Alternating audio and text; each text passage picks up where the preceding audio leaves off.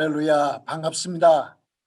오늘 이렇게 귀한 자리를 마련해 주셔서 특별히 감사드리고, 필리핀에 계시는 선교사님들께서 이렇게 주축이 되셔서 참으로 이렇게 기도하고 주님의 뜻을 헤아리고 또 주님께서 인도하심을 기다리며 받는 참 이런 귀한 자리에 이렇게 함께 할 수 있어서 감사합니다. 우리 오상훈 선교사님 특별히 이렇게 배려해 주셔서 저를 불러주셔서 감사하고요. 한번 기도하겠습니다. 살아계신 나의 아버지 하나님, 저희들이 아침에 주님의 음성을 듣기 원합니다. 주님께서 말씀하시고 성령께서 힘을 주셔서 저희들이 우리 주님의 부르심을 다시 한번 새롭게 하고 하나님의 나라를 펼치는데 저희들이 귀하게 쓰임 당하게 하여 주시옵소서. 예수님의 이름으로 기도합니다. 아멘. 제가 스크린을 쉐어를 하겠습니다. 아까 에베소 말씀을 이렇게 읽어주셨는데 저희들이 에베소 말씀을 통해서 우리가 한번 생각을 하려고 합니다. 제가 필리핀을 떠난 지가 벌써 오래됐지만 저는 늘 가장 귀하게 생각하는 제 사진은 바로 이 사진입니다. 그저 복음을 전하고 교회를 세우고 주의 종들을 세우는데 조금이라도 쓰임 당하면 얼마나 좋을까 하는 이 생각이 늘 저희들에게 계속되고 있습니다. 저희들은 계속해서 일선에서 정말 복음을 들고 계시는 여러분들에게 저희들 존경과 경의 그리고 기도를 함께 보냅니다. 오늘 우리가 생각하고자 하는 것은 세 가지입니다. 첫 번째로 우리가 읽은 대로 에베소 교회가 어떤 교회인데 어떤 특별한 그런 부르심이 있는 교회인데 바울이 이렇게 아주 날카로운 경고를 하고 또 나중에는 요한을 통해서도 그렇게 꾸짖음을 받게 되었는가? 그러면은 그 에베소 교회의 자리에 한국 교회, 한국 선교를 넣으면은 성령님의 원하시고 의도하시는 바는 무엇이었고 또 중간중간에 성령님께서 말씀을 하셔서 소위 말해서 가는 길에 우리가 바로 가고 있는지 한번 살펴보고 또 잘못됐으면은 방향을 조금씩 바꾸고 하는 그런 일을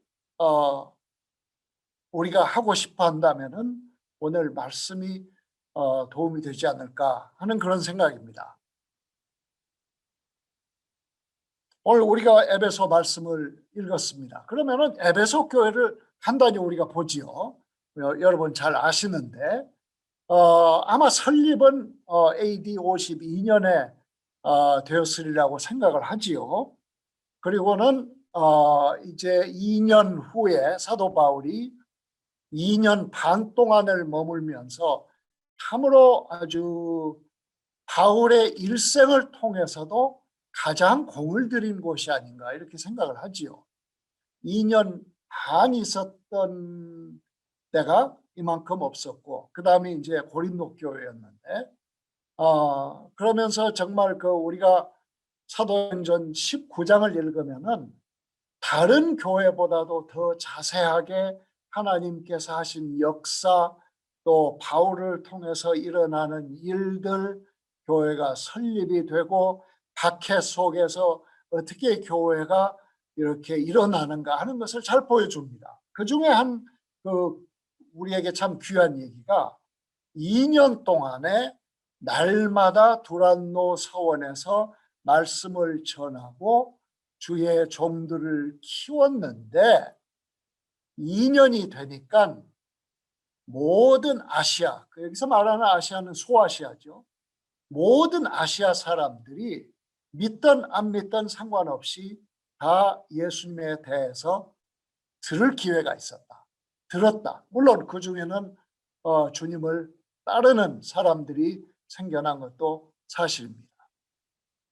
참 이렇게 굉장한 교회, 또 우리가 이따 보면 알겠지만 에베소라는 지정학적인 그 위치 때문에도 이 교회가 얼마나 중요한 역할을 하는가를 우리가 알 수가 있습니다. 이게 이제 AD 52년에서 54년이라면은 한 40년이 지나면은 한 세대입니다. 한 세대 후에 우리가 에베소 교회에서 들을 기회가 있는데 그게 바로 요한계시록입니다. 그 전에 그렇죠? 이제 얼마 후에 다시 한 10년 후에 사도 바울이 에베소에 편지를 보냅니다. 10년. 한 10년 동안에 이 놀랍게 시작된 교회가 10년 동안에 어떤 모습으로 변해 있는가를 우리가 보는데 안타깝게도 상당히 영적으로나 윤리적으로 또 실제적으로 상당한 도전에 있었던 것을 우리가 알 수가 있습니다. 그게 이제 60년대라고 보는데 이제 30년이 지나면은 이제 95년이 되지요.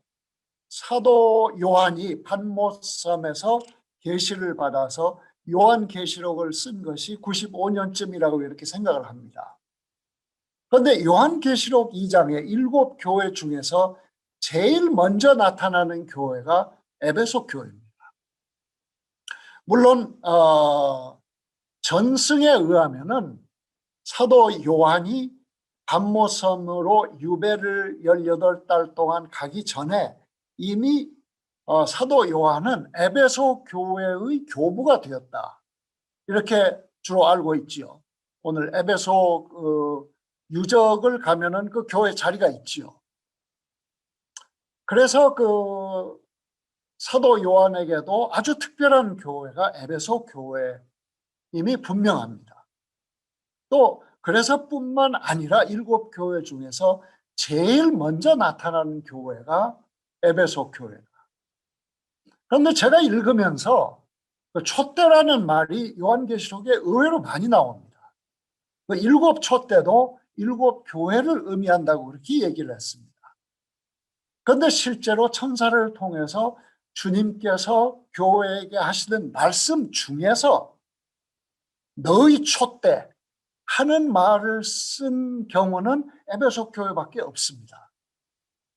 그 얘기는 뭐냐면은 7 촛대, 7 교회를 말하는 일상적인 촛대라는 의미 외에 에베소 교회가 가지고 있는 어떤 특별한 부르심을 나타내는 것이 분명하다 하는 것을 우리가 알 수가 있습니다. 그러니까 촛대를 옮긴다 하는 것은 어느 의미에서는 너에게 주어진 어떤 특별한 역사적인 그런 역할, 그 역할을 결국은 다른 교회에 옮길 수밖에 없겠다 하는 것으로 우리가 생각을 할 수도 있습니다. 이게 바로 이제 우리가 에베소 교회를 이제 한 반세기 50년이 되기 전에 한 40몇 년 동안 에베소 교회가 지나온 길을 이렇게 창문 몇 개를 보면서 이렇게 우리가 살펴봤습니다. 좀 안타까운 그런 모습인 것을 알 수가 있습니다. 그러면은 이 에베소 교회에 사도 바울이 어떤 경고와 함께 권면을 하였는가? 그것이 오늘 말씀입니다. 에베소라는 도시 자체가 로마 제국의 2번째 아니면 3번째로 큰 그런 도시입니다. 나중에는 동로마 제국이 지금 말하는 이스탄불, 콘스탄티노플의 수도를 옮겼을 때 바로 거기가 소아시아죠. 그러니까 나중에 콘스탄틴 대제가 첫 교회 회의를 열었을 때 에베소에서 열었습니다. 그렇기 때문에 아주 중요한 정치적으로나 경제적으로나 중심지였던 것을 우리가 잘 알 수가 있습니다. 또 기독교로 보면은 에베소 교회야말로 아시아 교회의 모교회 아니면은 큰 형님 교회 이렇게 생각하면 거의 틀림이 없다고 봐야 돼요. 그렇기 때문에 에베소 교회가 가지고 있는 그 리더십의 역량.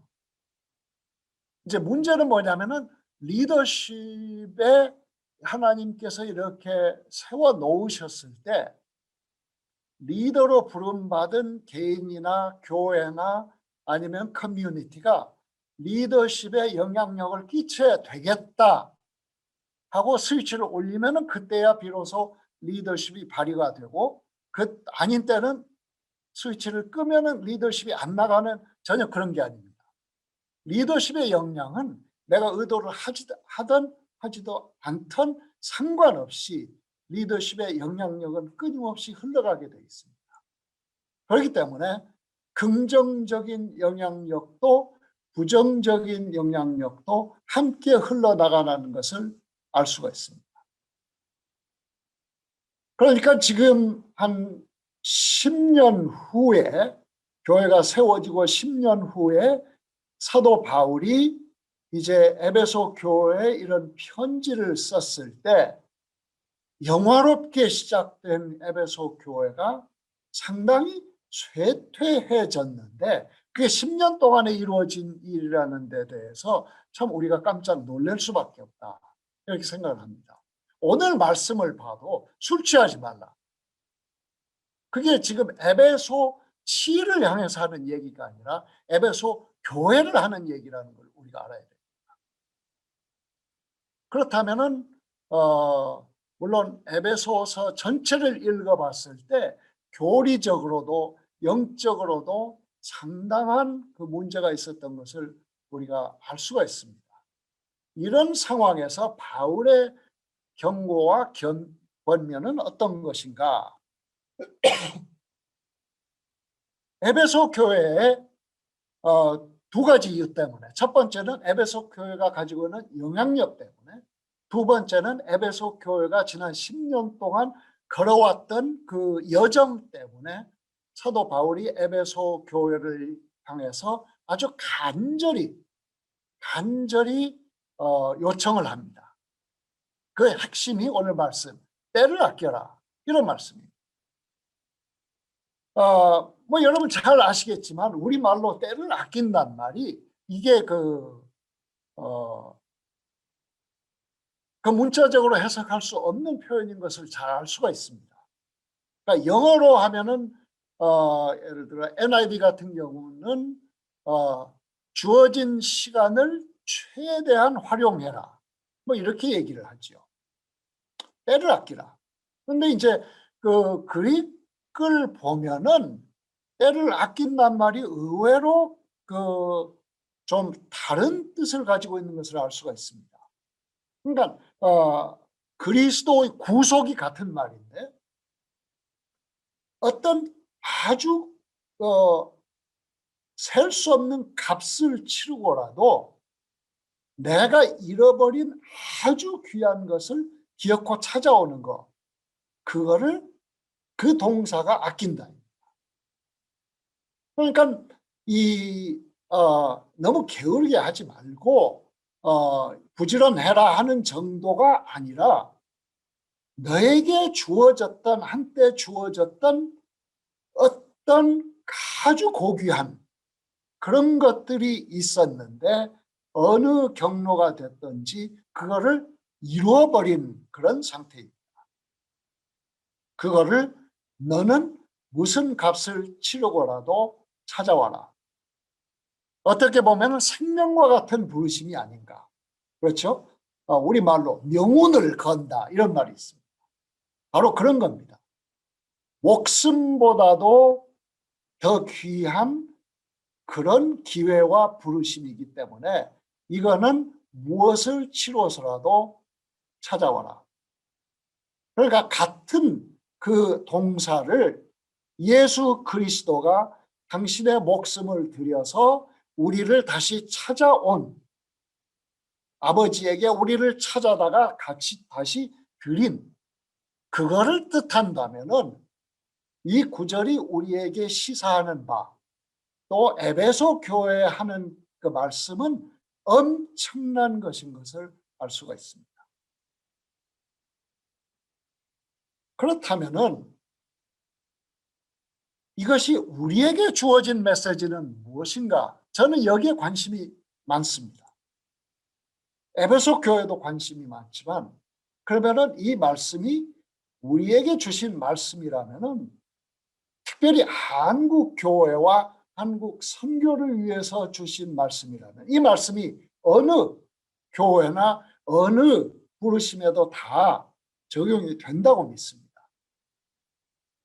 그런데 오늘 이제 우리가 지금까지 얘기한 대로는 특별한 부르심, 그 교회나 그 개인이나 커뮤니티만 이룰 수 있는 그런 그 특별한 소명, 그리고 그것을 이룰 수 있도록 지정학적으로, 영적으로 모든 면에서 하나님께서 준비를 하신 그런 그 상황, 그것들을 우리가 기억을 해야 된다면은 때를 아는 것이 우리가 누구인가, 그리고 어떤 역사적인 부르심이 있는가를 알게 하는데 아주 결정적인 역할을 하는 것을 알 수가 있습니다. 오늘 말씀도 중심이 때입니다. 어느 때에 살고 있는가를 알아서 정말 그 악한 세월이라는 얘기도 하고, 또 다시 부르심에 대한 상기를 끊임없이 하면서 결국은 때를 아는 것과 우리가 누구인가, 또 우리가 어떤 부르심을 받았는가를 한꺼번에 알 수 있는 아주 중요한 그런 한 패키지라고 이렇게 생각을 할 수가 있습니다. 그래서 우리가 어떤 때에 살고 있는가를 저는 굉장히 관심 있게 연구를 하고 있습니다. 제가 여기에 대해서 쓴 것들이 여러 있는데 오늘 간단히 몇 가지만 말씀을 드리고자 합니다. 이거는 제가 만든 표입니다. 세계 인구와 기독교라는 표입니다. 지금 보면은 교회가 처음으로 생겨나서 지금 2000년 동안 걸어온 길을 기독교 인구가 세계 인구 대비로 얼마나 잘하고 있었는가, 그걸 지금 제가 해본 겁니다. 물론 이렇게 처음 500년 동안 엄청나게 급격하게 자랐다는 것을 알 수가 있는데, 물론 굴곡은 있지만 오늘 2000년에 이르러서 세계 기독교가 세계 인구의 3분의 1에 거의 다다라가고 있다. 이런 때에 우리가 살고 있다. 물론 세계 인구의 3분의 1을 우리가 달성을 하느냐 안 하느냐, 그것이 큰 의미가 있는가, 저는 잘 모르겠습니다. 그게 의미가 있는지 아닌지 그건 잘 모르겠지만 중요한 것은 세계 기독교가 끊임없이 이렇게 세계 인구 대비 성장을 해 나가면서 오늘 우리가 살고 있는 이때에 세계 인구의 3분의 1을 드디어 돌파를 할 때다. 그렇다면 저는 굉장한 의미가 있다고 생각을 합니다. 자, 그런데 또 하나 중요한 게 있습니다. 아주 기독교 역사학자들, 특별히 선교 역사학자들에게는 아주 중요한 그런 내용입니다. 세계 기독교는 천년을 주기로 성장의 중심축이 남북 사이를 오고 갔다. 이따 도표를 하나 보여드리겠습니다. 그런데 최근에 일어난 이런 세계적인 변화가 1980년대 초에 일어났다. 아마 1980년대 초면은 뭐 저희 세대고 아니면은 어떤 분들에게는 그 전 세대일 수 있지만 우리 기억에는 다 함께 있는 그 세대입니다. 그러니까 뭐 올림픽이 한국에서 일어났다. 뭐 그런 것들이 그런 것만큼이나 우리들에게는 아주 가까운 현실입니다. 그래서 지금은 세계 기독교인의 거의 3분의 2가 아프리카, 아시아, 남아메리카, 오세아니아, 말하자면 남반구에 살고 있다. 자, 다음 표를 한번 보시면은 여러분들이 이런 것을 더 잘 알 수가 있습니다. 자, 처음부터 교회가 태어나서 거의 첫 천년 동안에 세계 기독교 인구의 대부분들이 남반구에 살고 있었습니다. 반 이상이 남반구에 살고 있었습니다. 그리고 10세기부터 다시 천년 동안에는 세계 기독교 인구의 다수가 북반구에 살고 있었습니다. 그러니까 여러분들 보시면은 16세기에 이르러서는 세계 기독교의 거의 90 몇 %가 유럽에 살고 있었습니다. 그런데 1981년, 그러니까 정확하게 81년인지 초인지 여기에 대해서는 논의가 많습니다만은 1980년도 초반을 중심으로 해서 세계 기독교의 분포가 다시 한번 뒤집어져서 이제는 대다수의 기독교인들이 다시 남반부에 사는 때로 접어들었습니다. 그래서 아까 제가 말씀드린 대로 지금은 세계 기독교의 거의 3분의 2가 남반구에 살고 있습니다.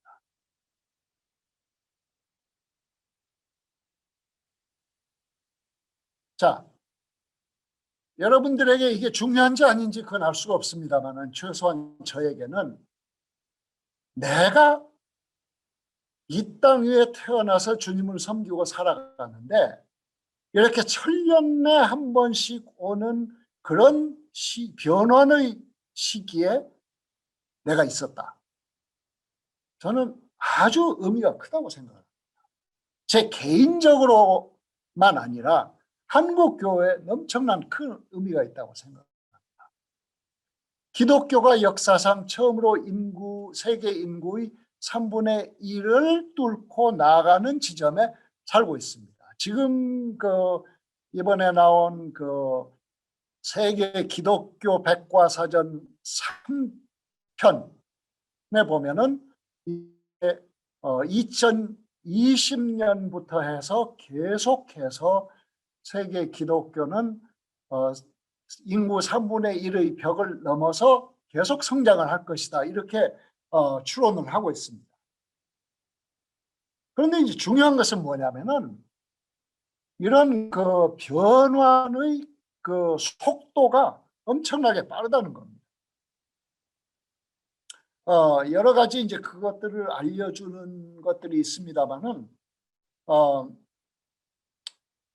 이제 여러분께서도 느끼시겠지만 세계 기독교의 중심축이 매 100년마다 바뀌던 것을 지금은 거의 15년마다 바뀌고 있는 것을 알 수가 있습니다. 그만큼 성령님께서 아주 급박하게 또 현격한 변화로 오늘날 역사를 하고 계십니다. 그러면 1980년대를 우리가 조금 생각을 하지요. 그때가 세계 기독교가 남반구로 중심이 넘어갈 때인데 이때가 한국 교회의 성장이 절정을 이룰 때였고 한국 선교 운동이 꽃피기 시작한 때도 바로 이때였습니다. 그러니까 어느 면에서 보면은 제가 필리핀에서 자라고 필리핀에서 아이들이 크고 큰아이가 다시 필리핀으로 선교사로 가서 일을 하고 있고, 그래서 뿐만 아니라 필리핀이 한국 선교 역사에 갖는 의미가 상당히 큽니다. 물론 모든 선교지가 다 그러하겠지만 나름대로 그 한국 선교를 실험을 초기에 했던 때가 이제 한국 그 필리핀 선교지였고, 제가 79년에 갔으니까 얼마 전에 김환영 목사님 돌아가셨습니다마는 참 한국 선교가 나름대로 이것저것을 실험해 봤던 때가 바로 80년대 초였다, 이렇게도 생각을 합니다.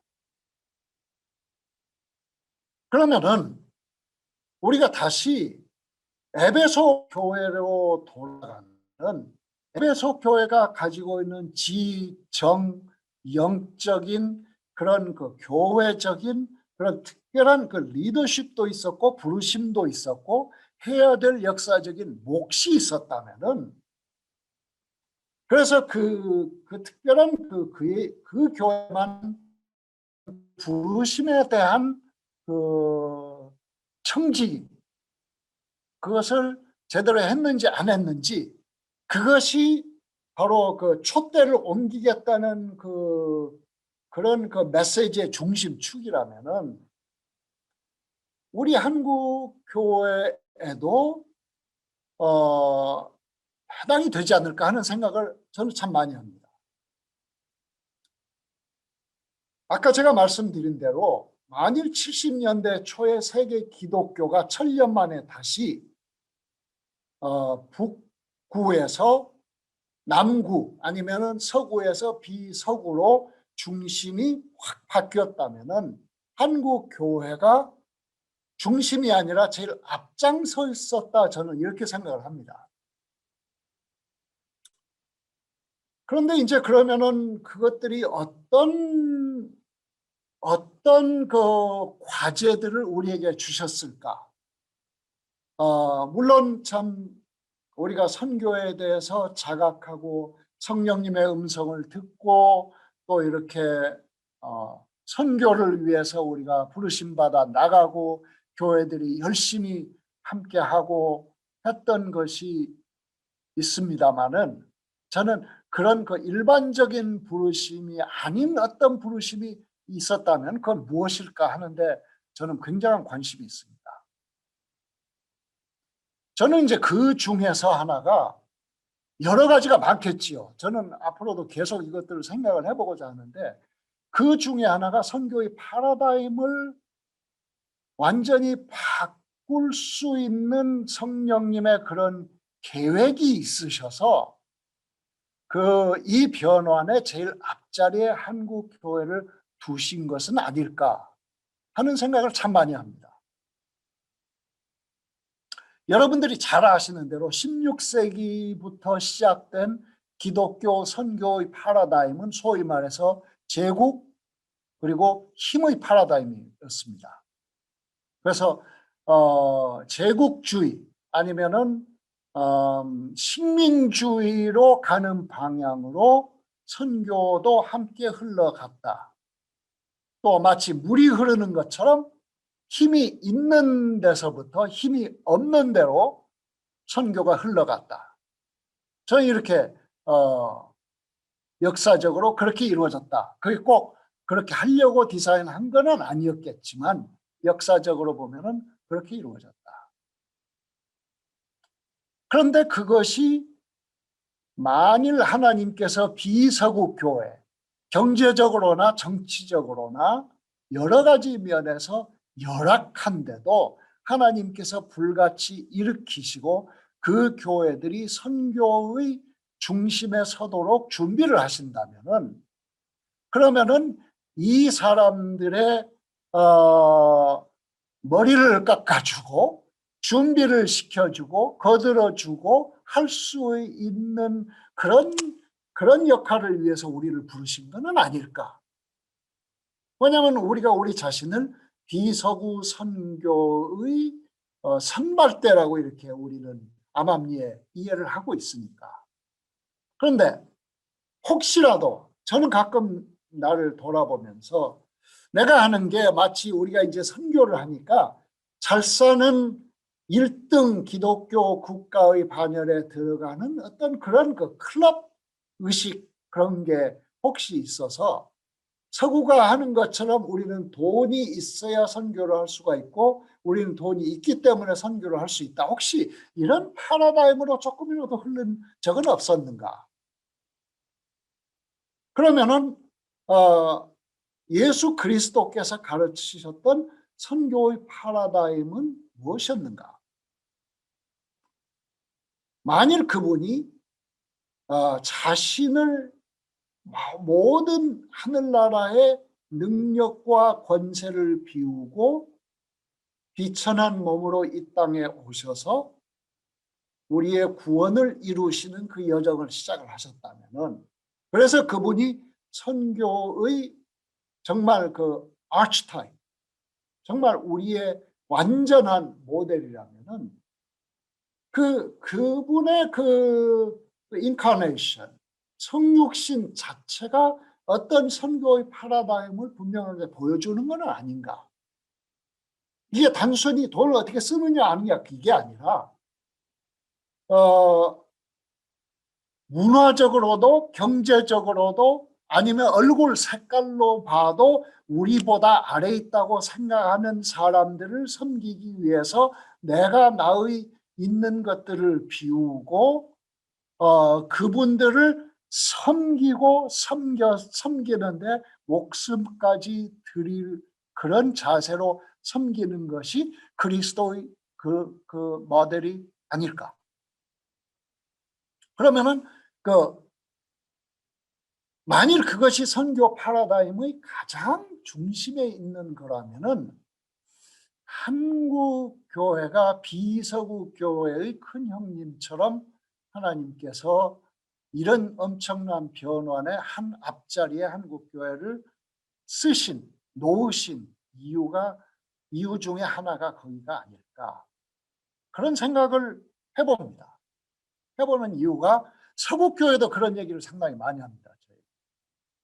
서구 특별히 유럽에 있는 선교학자들은 자기들이 했던 거에 대한 아주 뼈 아픈 성찰들이 있습니다. 그러면서 자기들은 우월하다고 생각하고 그러기 때문에 자기들이 늘 옳다고 생각하고 자기들이 뭐든지 갖다 줘야 되는 입장이라고 생각하는 그 자체가 우리는 그 선교를 성서에서 아주 멀게 떼어놓은 그런 잘못을 범한 결과가 되고 말았다.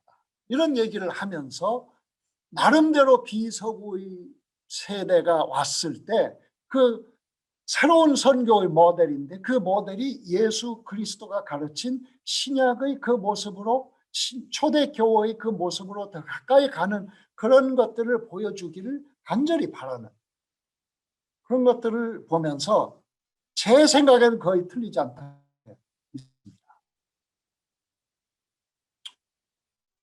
그러면은 이제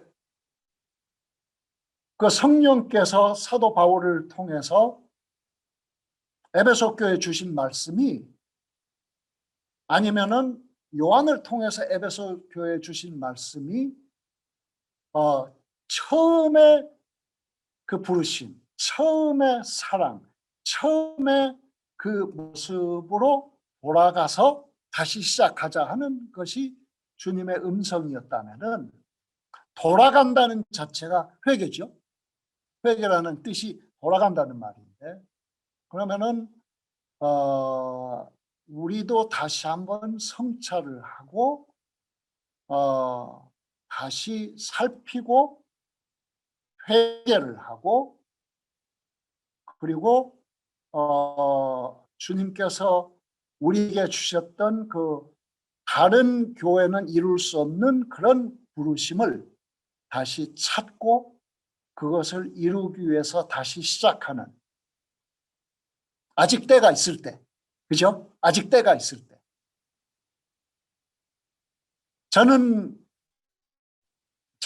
뭐 역사를 조금 이제 보려고 노력을 하는데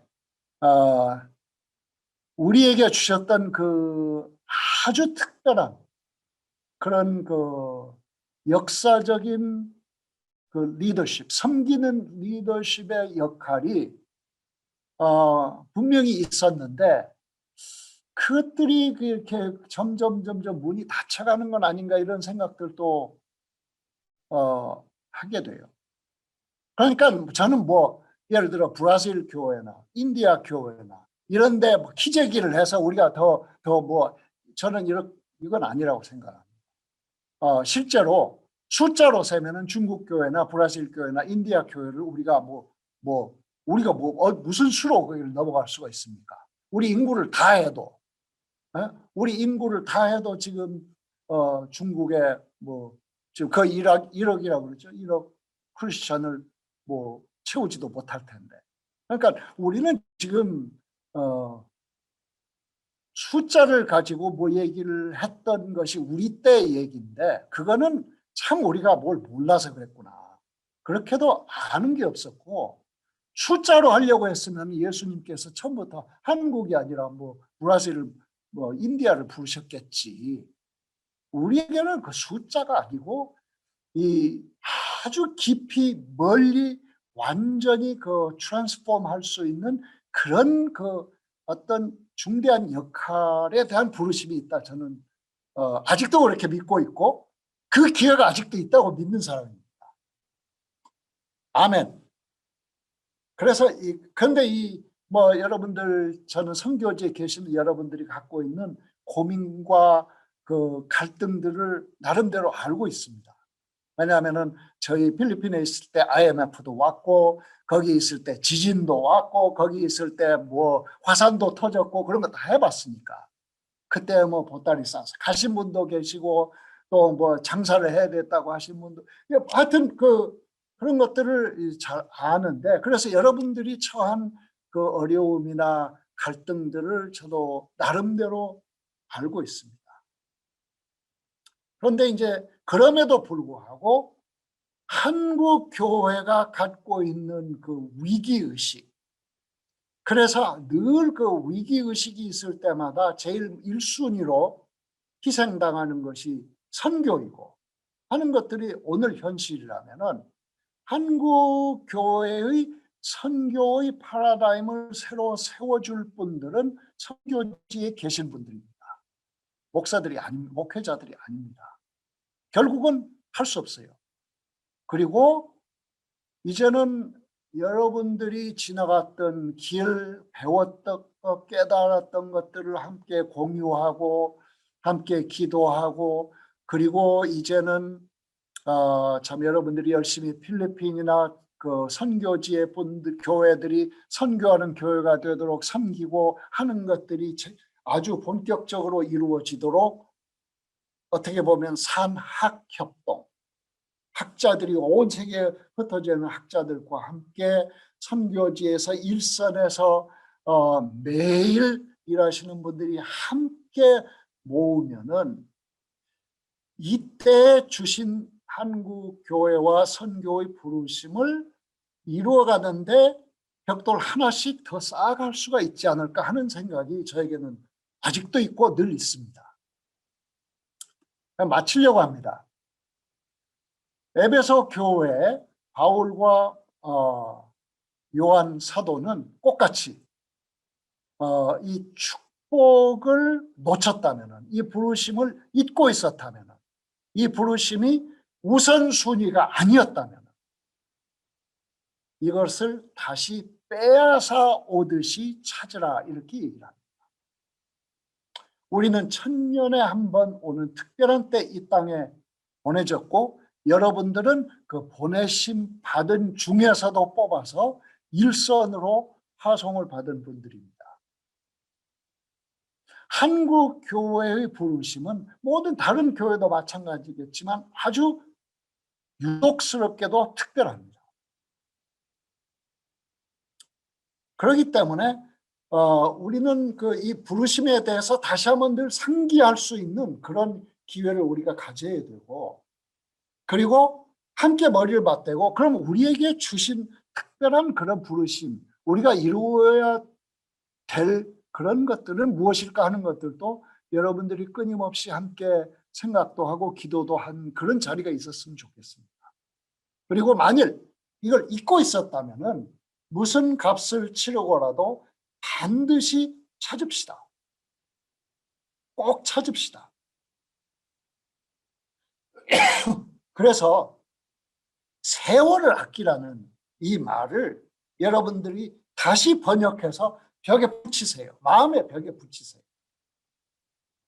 이 값지고 고귀한 것을 무슨 값을 치러서라도 기어코 찾아와서 내가 이 땅 위에 보내진 이 부르심을 기어코 이루겠다. 이것이 한 개인이 아니라 한국 교회, 한국 선교 이렇게 하면은 아마 그 성령님께서 야, 천년에 한 번 내가 이렇게 또 한번 뒤집었는데 그때 한국 교회를 제일 앞에 두었던 게 참 이게 옳은 일이었다. 아마 이런 저는 이런 성령님의 그 음성을 꼭 듣고 싶습니다. 그것들이 여러분 그 선교지에 계시는 여러분들을 통해서 이루어지기를 축원합니다. 한번 기도하십시다. 살아계신 아버지 하나님, 부족한 입술이 무엇을 설득하고 무엇을 말할 수가 있겠습니까? 성령님께서 사랑하는 귀한 종들에게 말씀하시고 권면하셔서 하나님 저분들을 통해서 주의 놀라운 그 영광이 일어나고 한국 교회가 받았던 그 영광스러운 그 부르심이 이분들을 통해서 이루어지도록 주님 권면하시고 격려하시고 기름 부어 주시옵소서. 예수님의 이름으로 기도합니다. 아멘.